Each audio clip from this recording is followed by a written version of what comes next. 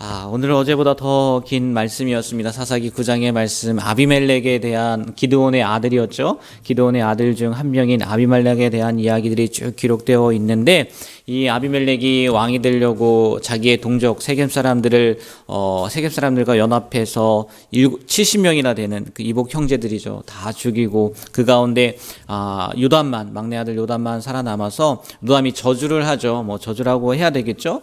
예언이라고 표현은 하겠지만 저주를 하고, 또 정말 그 저주한 모습처럼 세겜 사람들도 아비멜렉도 그렇게 되는 모습이 오늘 말씀 가운데 길지만 그 스토리예요. 아비멜렉의 스토리인데, 정말 긴 말씀임에도 불구하고 오늘 이 딱 결론이 뭐냐 그러면요, 우리 마지막 읽었던 56절 57절 말씀이요, 딱 결론이더라고요. 다른 게 아니더라고요. 하나님께서 이 사사기를 기록하게 하시면서, 특별히 이 아비멜렉에 대한 이야기를 기록하게 하시면서 우리에게 말씀하시고자 하는 거는요, 딱 이거더라고요. 56절 57절 다시 한번 보면요, 제가 읽어드릴게요. 아비멜렉이 그의 형제 70명을 죽여 자기의 아버지에게 행한 악행을 하나님이 이같이 갚으셨고, 또 세겜 사람들의 모든 악행을 하나님이 그들의 머리에 갚으셨으니 여룻바알의 아들 요담의 저주가 그들에게 응하니라. 아멘. 지금까지 말씀드렸지만 아비멜렉은요, 자기가 왕이 되려고 하는 그 목적을 이루기 위해서 70명이나 되는 형제를 죽였단 말이에요. 그리고 이 아비멜렉과 누가 동참해요? 같은 동족인 세겜 사람들이 동참을 했다는 거죠. 악행을 했다는 거예요. 악을 깨었을 뿐만이 아니라 악을 행하기까지 했다는 거죠. 그 결과 세겜 사람들은 자기들이 도왔던 아비멜렉에 의해서 죽임을 당하고, 또 아비멜렉은 한 여인에 의해서 죽임을 당하게 되는 그런 일이 일어나게 되었다는 거죠. 근데 그 이유가 뭐냐면 다 악행 때문에 그렇다는 거예요. 아비멜렉의 악행, 그리고 세겜 사람들의 악, 그것을 하나님께서 동일하게 받게 해주셨다는 거죠. 그러니까 이걸 보면요, 우리가 명확하게 알 수 있는 것이 뭐냐면, 하나님은 악인의 그 행위를 결코 내버려 두지 않는다는 거죠.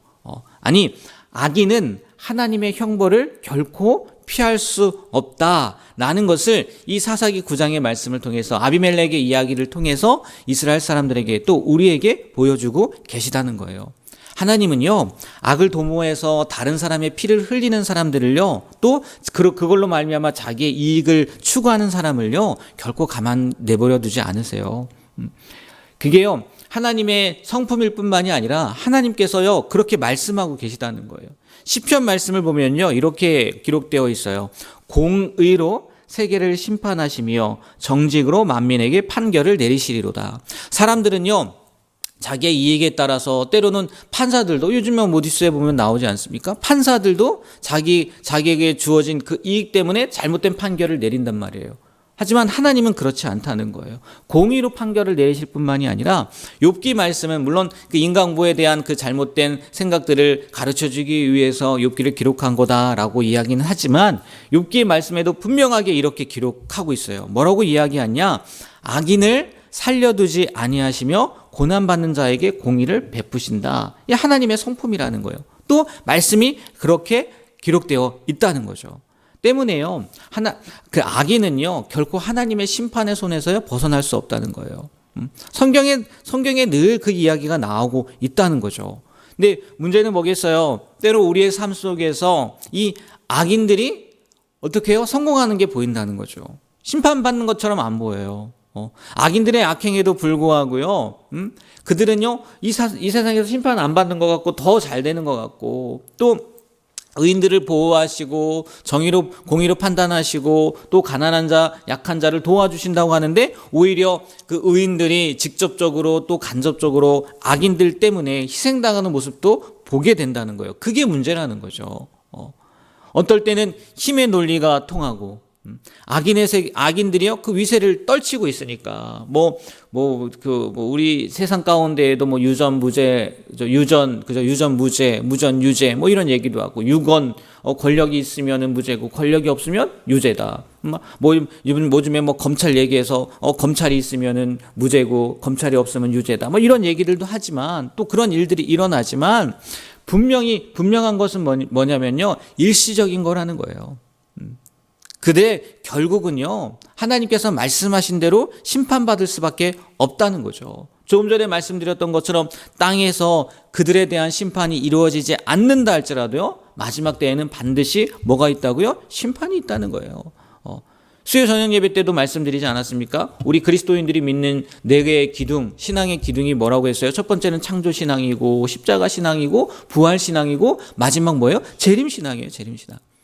예수님이 다시 오시면 심판하신다는 거예요. 아니, 예수님이 다시 오시는 것뿐만이 아니라 우리가 죽음 앞에서 누구나 다 심판을 받을 수밖에 없다는 거예요. 히브리서 9장 27절 말씀이면요, 이거는 외우셔도 좋을 것 같아요. 이건 복음 전할 때도 꼭 전하는 말씀 중에 하나거든요. 한 번 죽는 것은 사람에게 정해진 것이요, 그 후에는 뭐가 있어요? 심판이 있다는 거예요. 그렇기 때문에 우리가 예수님을 믿어야 되는 거고, 그렇기 때문에 우리가 예수님 안에서 바르게 살아야 된다는 거죠. 왜? 하나님이 다 보신다는 거예요. 모든 사람은 죽게 되어 있고요, 죽은 다음에 뭐가 있다고요? 심판이 틀림없이 있다는 거예요. 그 심판 때에 예수 그리스도를 믿고 의로운 삶을 살기 위해서 애쓰고 수고한 사람들은 하나님이 상을 주시는 거고, 그렇지 않고 하나님이 어디 있어? 뭐 이 땅 가운데서 잘 살았는데, 그런 사람들은요, 그 죽은 다음에는요, 틀림없이 하나님의 심판이 있다는 거죠. 때문에요, 오늘 말씀을 통해서 우리가 두 가지를 생각하면 되지 않겠습니까? 첫 번째는 악인은 반드시 심판을 받는다. 그래서 이 세상 가운데 저 사람은 분명히 악한데 왜 하나님이 저렇게 내버려 두실까? 물론 우리가 그것을 판단할 수 있는 자격은 없겠지만 그런 마음이 들 때 이 말씀을 기억하셨으면 좋겠어요. 분명히 하나님께서 심판하신다. 그러나 반대로 나도 그렇게 될 수 있다는 거 아니겠습니까? 내가 이 땅 가운데에서요, 정말 그러한 사람이 되면 안 되잖아요. 심판받는 사람이 되면 안 되지 않겠습니까? 나중에 우리는 상받는 사람이 되어야 되잖아요. 나는 심판받는 사람이 아니라 상받는 사람으로서 살아가야 되겠다. 오늘 말씀을 가지고요, 이 두 가지를 생각하시면 될 것 같아요. 제가 뭐 우스갯소리로 이야기하지만 그런 얘기 많이 드리지 않습니까? 저는 어떤 문제가 있을 때, 특별히 뭐 저를 힘들게 하거나 뭐 고통 가운데 빠지게 하거나 뭐 그럴 때 어떻게 한다고? 제가 원수를 갚는다고요? 아니요, 하나님 앞에 이른다고요. 그것만큼 두려운 게 어디 있겠어요? 이 땅 가운데에서 오늘 말씀에는 악인이 이 땅 가운데서 심판받는 말씀이었지만, 설령 그러한 일들이 일어나지 않는다 할지라도요, 분명히 하나님께서 그 사람을 치리하실 것이고, 그 사람의 문제를 하나님께서 다루실 것이라는 믿음을 가지고요, 내가 원수 갚는 것이 아니라 하나님 앞에 맡기시고, 더 나아가서는 하나님, 저는 결단코 그런 삶을 살지 않겠습니다. 상받는 삶을 살기 위해서 애쓰고 수고하고 노력하겠습니다. 그래서 마지막 심판 날, 주님을 다시 만나는 날 기쁨으로 맞이하길 소망합니다. 이런 마음으로 살아갈 수 있는 우리 모두가 되었으면 좋겠어요. 오늘 이 아비멜렉의 이야기를 통해서 이 두 가지를 깨닫고 또 그것을 생각하며 살아가는 귀한 하루가 되길 주님의 이름으로 부탁드립니다. 기도하겠습니다.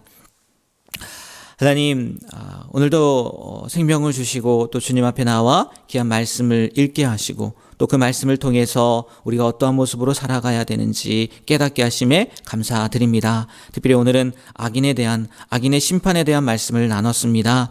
하나님, 정말 우리가 살다 보면 억울한 경우도 있고 답답한 경우도 있고, 왜 이러한 일들이 일어나는가 궁금해하고 또 의문이 풀리지 않은 경우들도 있겠지만, 오늘 말씀을 통해서 악인은 분명히 하나님께서 심판하신다는 것과, 그리고 나는 심판이 아니라 상받는 삶을 살아야 되겠다라는 마음을 가지고 살아갈 수 있는 우리가 되게 하여 주시옵소서. 하나님께서 하나님의 자녀로 불러주셨는데 정말 자녀다운 삶, 그리고 후에 예수님을 만났을 때 우리에게 주시는 상급을 바라보며 살아가는 우리의 삶이 되길 간절히 소망하며 예수님의 이름으로 기도합니다. 아멘.